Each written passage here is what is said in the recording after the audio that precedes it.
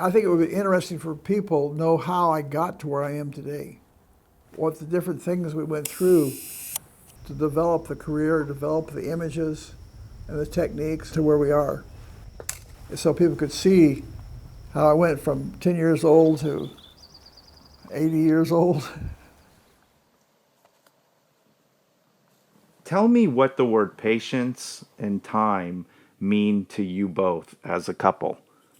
Well, I think one of the most important things of a human is to be patient and persistent. And I think that's what I think Niki and I have been able to do, has been very persistent on doing what we love. Yes, Clyde has patience and persistence. He has a lot of persistence. And he knows how to keep doing it until it's right. And that's in terms of pretty much everything he does. He's that way. For me, going out into the Everglades or any ecosystem in the United States and having to use a film, which he used large format film, means that he has to wait a lot for the wind to stop, for the clouds to cover the sun, all kinds of things he has to wait for, which means that we get to sit sometimes for 3 or 4 hours waiting, just waiting. And how many people walk along a trail in a park, sit down and sit there for 3 hours just looking at the scene? To me, that was the best part of everything that he photographed, is we always had to wait. In other words, we had to absorb the environment around us. And it just left me so peaceful and calm. So to me, that was the best part of being using film and large format photography. It's hard to explain how important Niki is to what I do, because first of all, how many wives go with photographer? Niki brought things to what we did that I couldn't bring to it. She was a partner. Yeah. I mean, Niki is an artist and a photographer and a painter and a historian. She documents what I do. She also says, I think that's good. That's not, I like that over there. And I'll say, And I'll say, oh, wow, let's do it. So, Yeah. So, I'm a wife, so I'm a backseat driver. Yeah. So I can't help but saying, well, I think you should move over a little bit. Well, or I think you should do this, and I think you should do that. And sometimes he does, sometimes he doesn't. Most of the time like I listen. most husbands. Most of the time I actually listen. And then, of course, there's the darkroom. And that, again, was another place where you are quiet and you are just doing a simple thing. And so your brain has sort of time to rest while you go put the paper through the trays. I think it might be a lot like a painter who has thought he finished a painting, and then 2 days later he looks at it and he realizes, no, it's not right. I have to work on it some more. It's sort of the same sort of thing with fiber-based printing. The problem in the darkroom, I have to bring out in the darkroom what I felt when I took the picture. How is it going to interpret? A lot of times I'll take different color filters. I'll go look through the filters, because you can get an idea what's going to happen when you look through the filters. So a lot of times it's just also deciding which filter to use, see what the scene is going to look through by just judging by looking through it. Describe Florida. Florida. How do you describe Florida? Well, one of the things that I really love about Florida, it's a living, crawling, growing environment. It's a living organism, and the swamp is not an easy subject matter. It's chaos. And one of the things that I think I've learned how to do is to make good compositions out of the chaos, make order out of chaos. And that's what Florida is chaos, and I make order out of the chaos. This is where the stop sign is? You go straight. I was getting so upset that the whole country doesn't understand about global warming, what we're going to lose here in this country if we don't do something, don't understand what we have here. So I thought, well, I need to do a lot of the United States so people get a concept that there's a lot here in America that needs to be saved.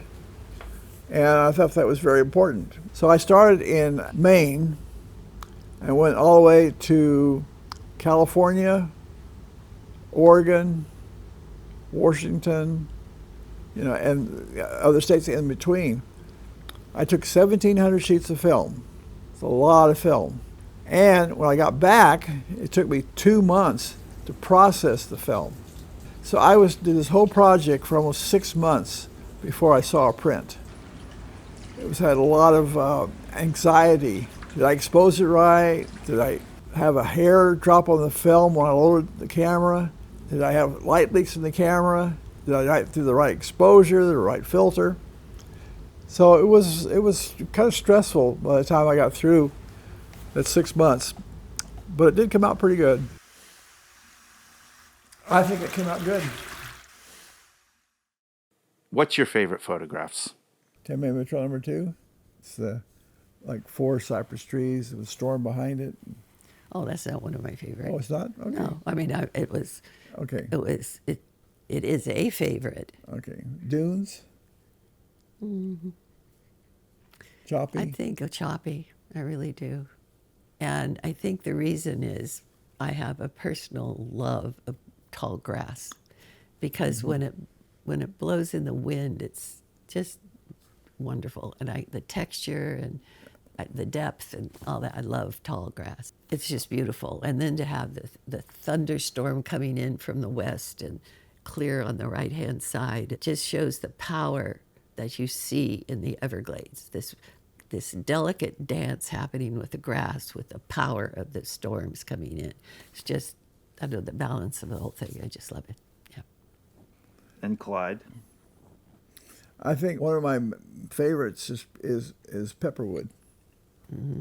Pepperwood, I think, is just the birth of the earth type of thing. It's fantastic.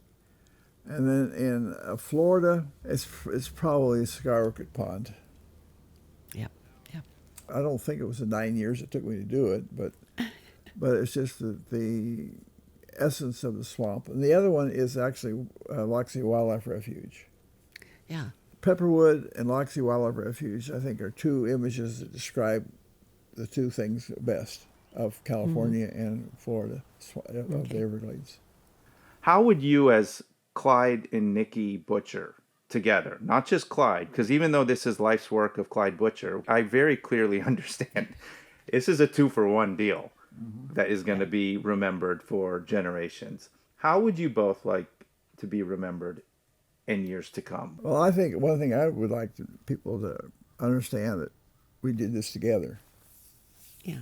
And it was, I'm not any more important than Niki. Niki, we're both a team that loved each other and worked with each other and survived each other. We survived each other. So we've been, at this point, we've been married 60 years. And at this point, we're both in our 80s. We feel very, very fortunate and humbled that we have the life we have today. When you're doing your own life, you do not think about a legacy. He has worked really hard because he wants to do the best job that he can do with the camera. And it wasn't thinking, I want to be famous and well known. He was thinking, I want to do the right kind of picture for him. And so it's hard to say that we can even think about, a legacy. We do hope that the relations to us that go forward in time can take some sort of inspiration in terms of courage, that they could do what they wanted to do with their life, and they would not give up. They would keep trying to do what needed to be done to make life work for themselves. So in terms of a legacy, that's the only one I can think of, is just to be an inspiration so they can go do something wonderful too. When I go to some of my exhibits in museums, people come out of the museum show smiling. Yep. Happy. Right. Yeah. Yeah. That's a good legacy. Yes. Make it people really is. happy. Yep. Mm-hmm. Mm-hmm. Yeah.